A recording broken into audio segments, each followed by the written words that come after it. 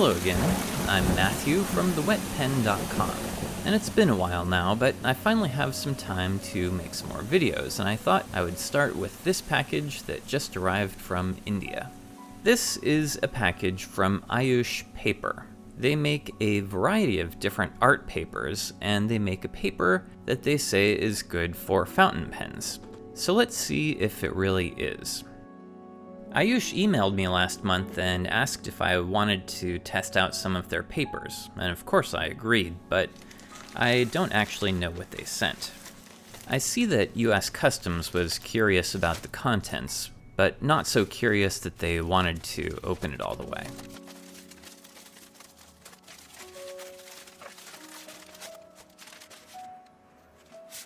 Oh, look at that, it's gift wrapped.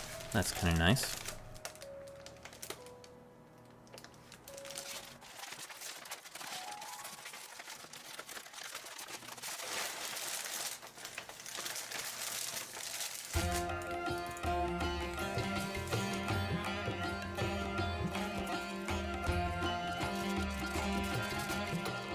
In the first envelope here, we have a small pocket-sized notepad that is spiral bound at the top.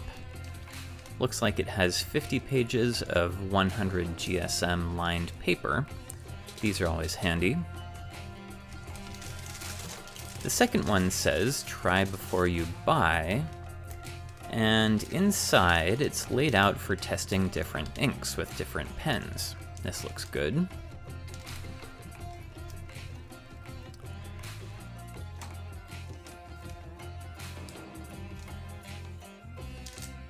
This third one is another top spiral-bound notebook, but it looks like an A5 size. It has the same 100 GSM paper inside, and it is also lined. All of these have a dark brown cover that has some leathery-looking texture to it, but the newer Ayush notebooks have solid colored covers that I think will be more popular, although I like these too. And finally, this pad is a larger A4 size, but this one has a dot grid inside. And this didn't come in the package, but as long as we're looking at Ayush papers, I bought this notebook from Federalist Pens about a year ago.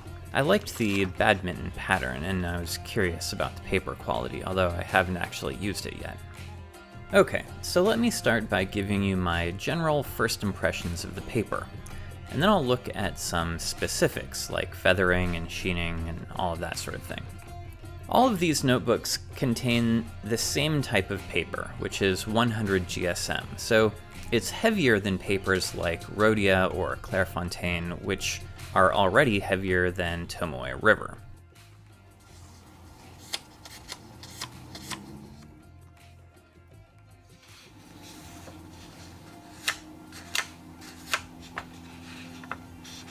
The color of the paper is what I would call a warm white. It's not a pure bright white like Rhodia or Clairefontaine, but it's also not as yellow as an ivory paper like Midori. It turns out that it's nearly the same color as Cosmo Air Light, actually. The surface of the paper is harder than Cosmo, though. You don't get the drag on your nib that you do with Cosmo Air Light paper, which I like, but a lot of people don't. And it's also not as smooth as a paper like Rhodia. If you're familiar with Perpanep notebooks, which come in 3 levels of smoothness, the Ayush paper is not nearly as textured as the roughest Zara Zara, but it gives noticeably more feedback than the medium texture of the Sara Sara. I thought at first that it might be a little rougher than I prefer, but it turns out to feel pretty nice, even when I'm writing with an extra fine tip on a flex nib.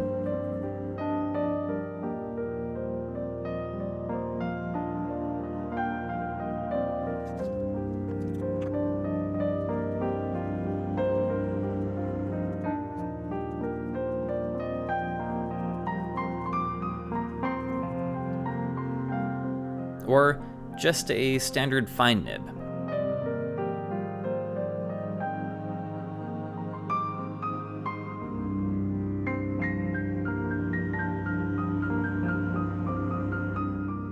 And the larger nib that you use, the less feedback you'll get. The line spacing on the ruled notebooks appears to be 9mm, which is wider than I'm used to, but I like it when I'm using broad or stub nibs, which is most of the time. The dot grid is 5mm. In general, I prefer plain paper to dots or grids or lines, so I usually use a guide sheet with lines on it that I can see through the sheet that I'm writing on. I thought that the Ayush paper might be too thick, but it turns out to be just light enough. I really like the idea of this testing notebook. I actually keep one of these red and black notebooks on my desk, and every time that I ink a pen, I write it down so that I always know what ink is in what pen, or at least in theory. Anyway, this would be a great notebook for that purpose, or if you wanted to have something to keep track of different inks that you've tested. Of course, that's really how it's intended to be used. So those are the basics. Let's move on to some particulars. The covers of these notebooks say, "Your fountain pen will love this paper," which raises the question, what makes a good fountain pen friendly paper? I've already mentioned texture.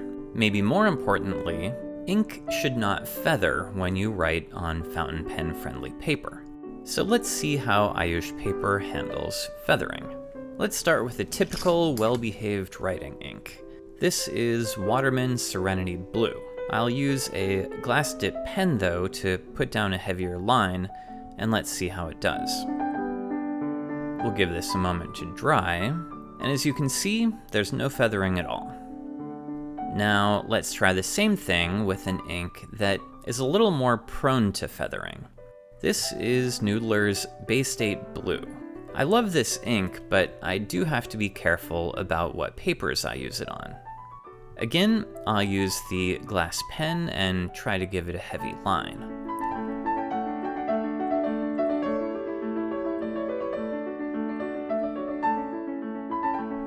But as you can see, there's no feathering at all. It is definitely friendly. Just for comparison, this is some Hewlett-Packard Premium 32 printer paper, which is 120 GSM, which is generally decent with fountain pen ink, but with Bay State Blue, there is some obvious feathering. And finally, here's an ink that really feathers, even on fountain pen friendly papers. This one is Noodler's Britannia's Blue Waves, and this pen is a Canwright Heritage with a double broad nib. Here it is on the Ayush paper, and we're getting some significant feathering.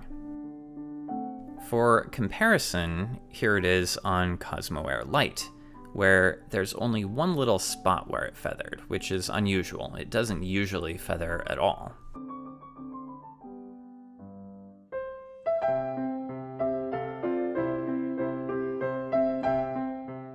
Also for comparison, this is a pad of Midori paper, which we all know as a paper with a good reputation for fountain pens,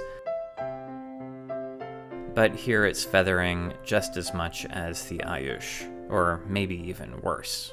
So when it comes to controlling feathering, Ayush is very good, but it won't compete with Japan's best coated papers. As long as we're looking at feathering, let's also take a quick look at how this paper handles bleed through. Here's the back of the Rhodia with the Britannia's Blue Waves, and you can see that there is quite a bit of bleed through. And here's the Ayush, and there's a good deal less. And finally, here's the Cosmo Air Light, and there's just a pinpoint of bleed through, nothing really significant. Okay, so what else makes a good fountain pen friendly paper? It should also show off sheening inks well. Let's see how Ayush does there compared to Rhodia and Cosmo Air Light. I will start with an ink that is from India also. This is Krishna's Moonview 2, which is a very heavy sheening ink. And I'll use a dip pen and quickly write something on all 3 papers and then let them dry. Once they've dried, I'll tilt the paper to catch the light, and we can see that the rhodia is almost entirely this reddish magenta sheen. Now looking at the Ayush paper, we get basically the same thing. And finally, the Cosmo is even more uniformly covered in sheen. So I'd better try an ink that doesn't sheen as easily. This ink is Diamine Polar Glow, which is more of a moderate sheening ink. I'll start off the same, writing on all 3 papers, and then letting them dry so that the sheen forms. And with that done, here is the rhodia paper. There's some pink sheen here and there, and some good color overall. And here's the Ayush paper, and it's very similar. About the same amount of sheen, or maybe a little bit more. And finally, here's the Cosmo Air Light, which has a little bit more sheen even still. So all 3 of them handle sheen pretty well, but rhodia is probably the weakest in that regard. As long as we're looking at sheen, this is a Kilk Baroque pen that I have inked with a Pure Pens diamine ink called People's Charter, which is a brown ink with heavy green sheen. And as you can see, we get a nice mix of brown and green here on the Ayush paper. I'm not a big fan of glittery inks, so I'll leave that testing to someone else. So to wrap this up, I'll see how it does with shading inks. For this, I'm going to start out with an ink from Rohrer & Klingner, which is called Isatis Tinctoria, which can shade very nicely. I'll start off with it on the Ayush dot pad, writing with a TWSBI Eco and a broad nib. This nib doesn't seem terribly wet today, but we are getting some shading anyway. And now for a comparison, here's the Cosmo Air Light. And when this dries, you can see the difference between the Ayush and the smoother, coated Cosmo, which has better shading but doesn't really have a papery surface texture. And this is the same pen and ink on rhodia paper, which ends up giving us about the same amount of shading as the Ayush.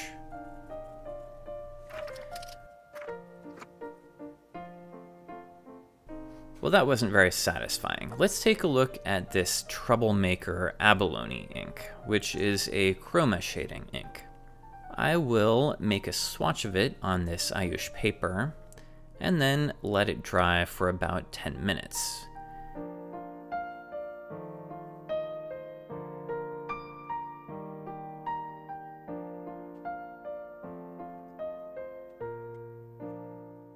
And here we get some beautiful colors overall, and some interesting separation and shading.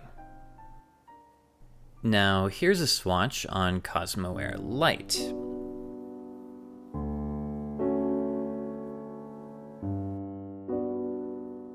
And as it dries down, the colors stay a little lighter. Sometimes this happens with Cosmo. The surface can get kind of a dusty texture with large swatches. Anyway, here they are side by side. Oh, and this is a test swatch that I did first with a little more ink on the Ayush. And actually, since this was a lot of ink, let's take a look at the other side of this paper. And there is no bleed through at all. Very nice. But there are a couple of issues that I need to mention before we wrap up. If you're buying this paper in India, then it's a great deal. One of these A5 notebooks, for example, costs 180 rupees, which is just over $2.30, which is great for a paper of this quality. Unfortunately, they're not widely available in the United States. Federalist Pens carries them right now, and that's about it as far as I know. And an A5 notebook there costs $9. So it's more expensive than Rhodia, and in about the same price range as a lot of Japanese papers. I'd also be remiss if I didn't mention that Ayush Paper's products are still a little rough around the edges. In this ink testing notebook, for example, a lot of pages have these cut alignment marks still visible on them, which isn't very attractive.